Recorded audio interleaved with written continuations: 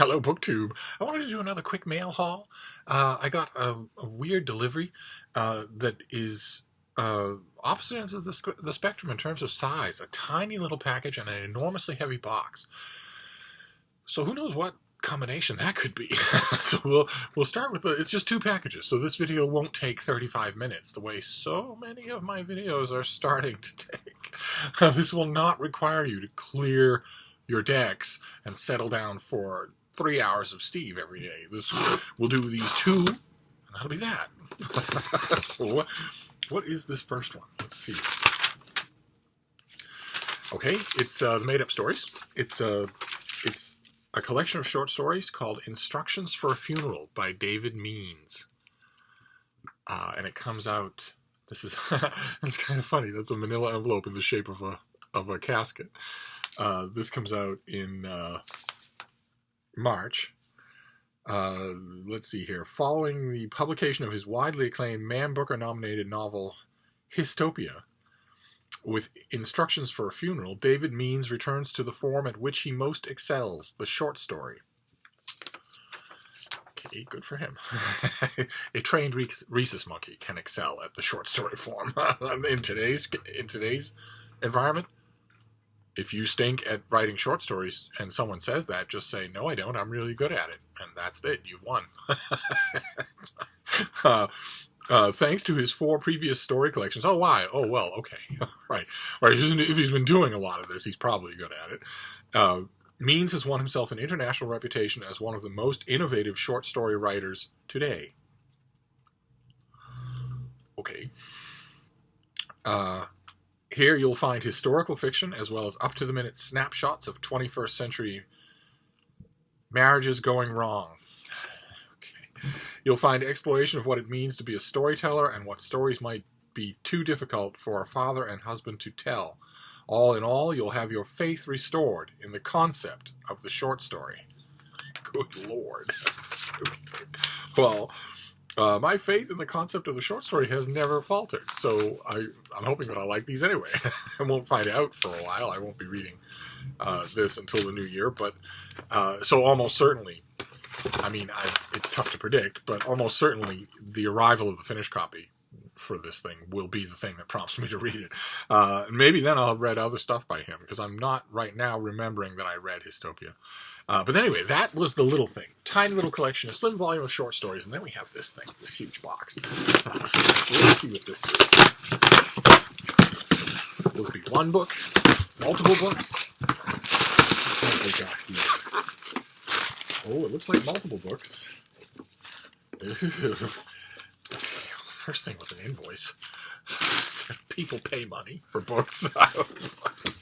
Alright, so looks like we've got 3 books here. What will they be? Oh!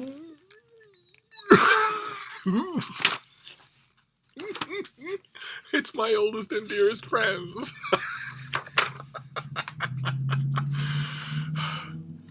Harvard University Press has an imprint. You all know, well, a lot of you will know, Harvard University Press oversees the Loeb Classical Library series, which has the texts of ancient Greece and Rome with the Latin and Greek on one side and the English on the other in these cute little volumes, the green and red, depending on whether it's Latin or Greek.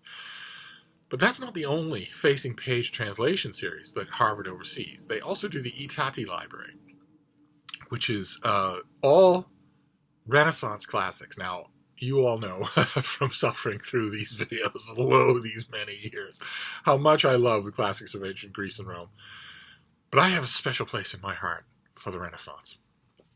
And I have a special place in my heart for a lot of the scholars working and writing profusely during the Renaissance who are not remembered.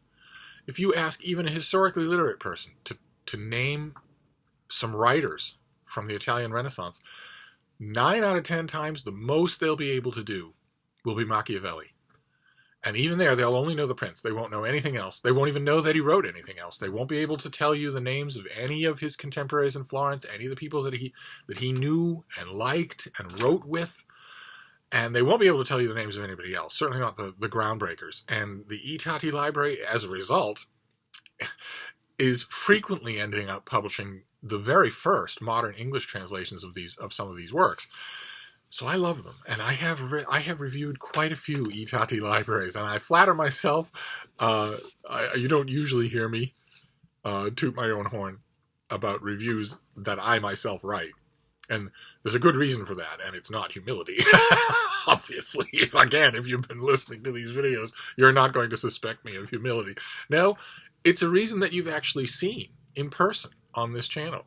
I know I am friends with some of the best book reviewers working in English today, and one working in Dutch. And I know these people, and I watch their work. Sometimes I've even had occasion to watch them work, where we would sit at the same oaken table and work on our separate reviews, and the contrast was just comical. Just comical. And there I was, just pounding away on the typewriter, writing hundreds of words in 15 minutes and chuckling the whole time because I was having such a ball, where they're agonizing, pulling out one word after another. And the different shows. The different shows. I am a good critic to have in your corner. I'm looking out for your reading time. I know how valuable it is. I also know that despite what some readers might say to other readers, your average intelligent reader has a very low provocation threshold for artsy-fartsy hijinks. Believe it or not, well, if you are one, you know that I'm right. For every one artsy-fartsy reader who actually does like some of the postmodern crapola that you get from, well, you can fill in the postmodern writer.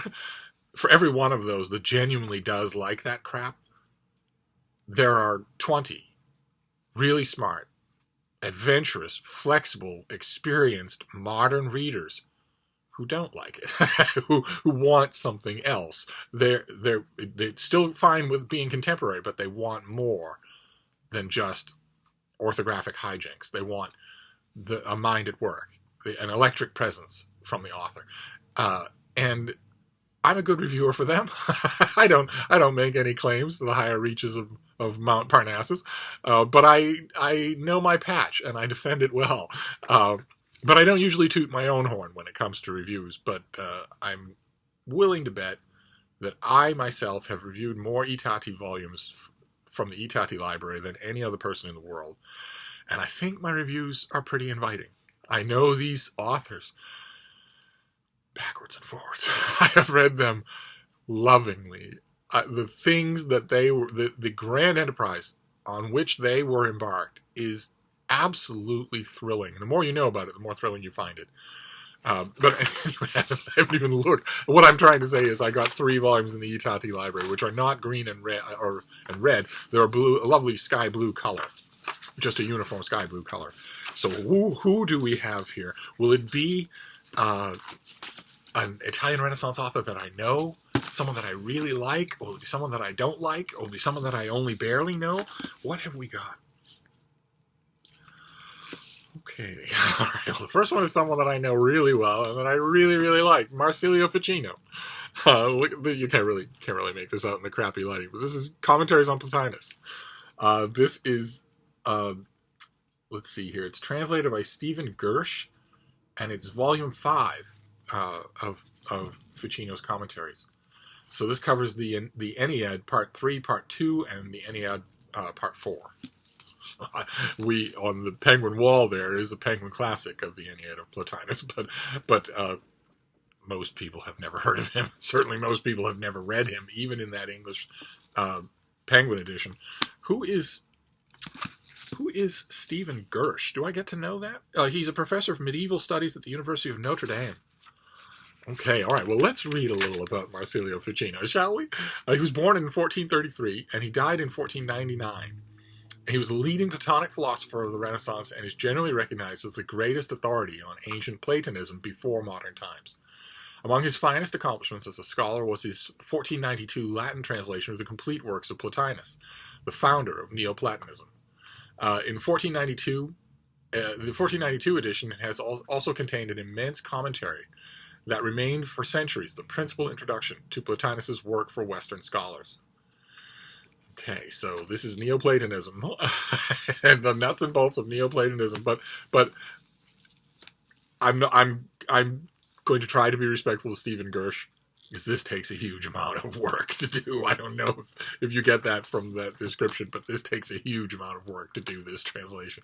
And I'm not sure, off the top of my head, whether or not Ficino's entire commentaries on Plotinus have ever been translated into English. So it could be that this whole thing is landmark in terms of translation. But one way or another, often it is the case with I Tatti library volumes that, with the best of intentions towards the translator, recognizing the huge job they're doing, I still end up just reading. Just reading on one page and not bothering with yeah, I will do my best. I will do my best.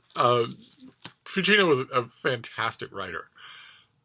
Maybe Stephen Hirsch captures him in English, but in this case, the scholarship necessary just to keep up is such a burden on any translator that asking them, in addition to that, to furnish an English language correlative for Ficino's blinding eloquence, perfect word choice, perfect rhythm, line by line, sentence by sentence, paragraph by paragraph, to ask a translator to not only cover the scholarship, but then to give it that kind of polish. These authors lived with Latin. They lived in the flow of the Latin language in a way that modern translators cannot. It was the language of their dreams. It was the language of a new world that they hope to write into existence. And I don't think Stephen Gersh has ever felt that. So I've often found with I Tatti volumes that, with all the respect in the world for the translator, I end up wandering away from them and just reading the work. So we'll see. But who else have we got here? Okay.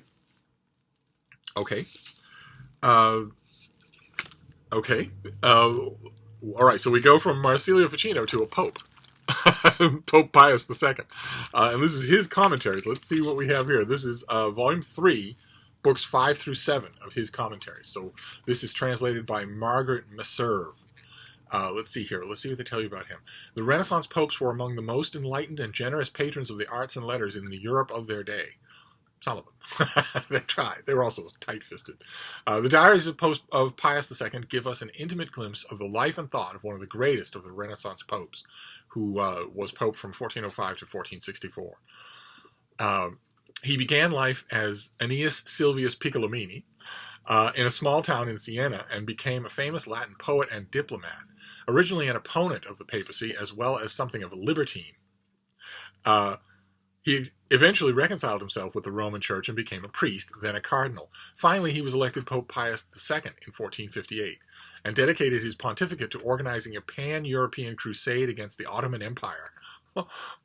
His commentaries, the only autobiography ever written by a pope, was composed in elegant humanistic Latin modeled on Caesar and Cicero.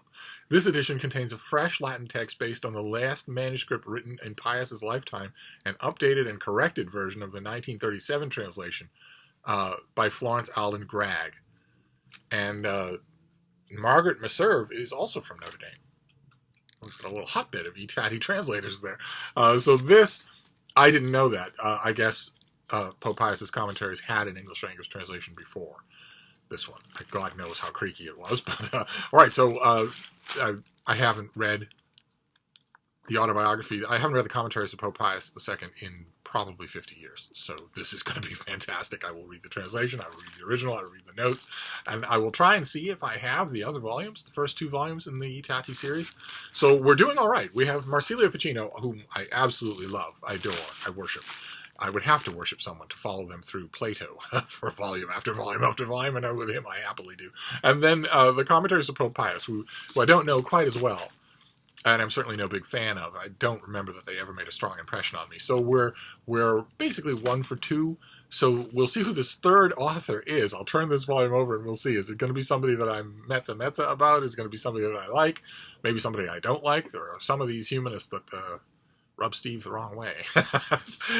Or will it be, I mean, there's a tiny handful of Renaissance authors that I not only really like, but blindingly love.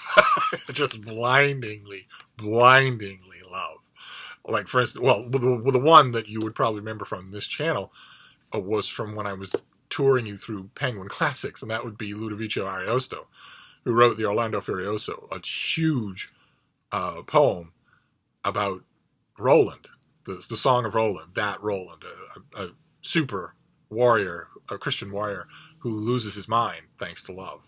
His wits desert him; they fly to the moon, and he goes insane. He just becomes a rampaging Hulk across the landscape. And it's closer to that than you might think, because Orlando is invulnerable and unbeatable. Basically, he's basically superpowered, and he cuts a swath in his insane rampages. And that's just one thread in the Orlando Furioso. There are tons of other threads of love and warfare and magic and everything. But I'm trying to think. Well, let's see.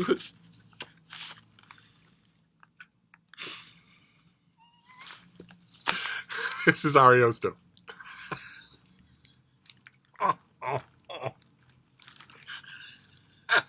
Okay. All right.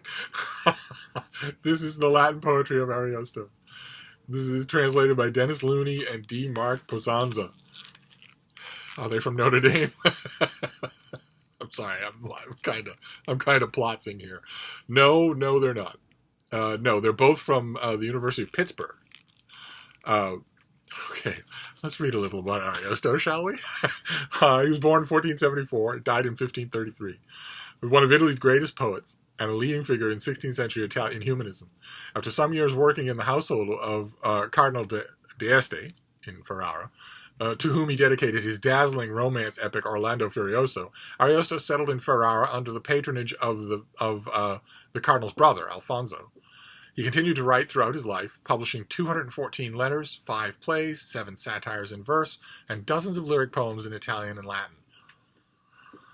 Ariosto's Latin poems translated into English for the first time in this volume. See what I mean? They're breaking ground. Almost every batch of I Tatti volumes breaks ground.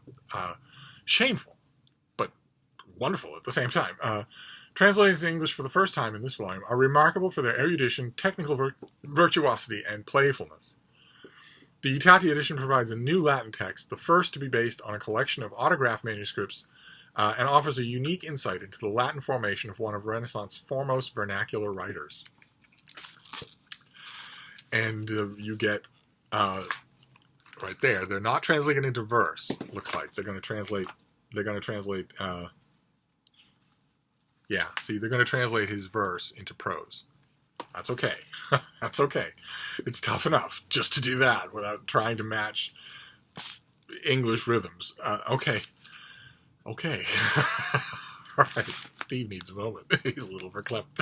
So that was the long and short of these two packages. First one was the latest batch of I Tatti library editions.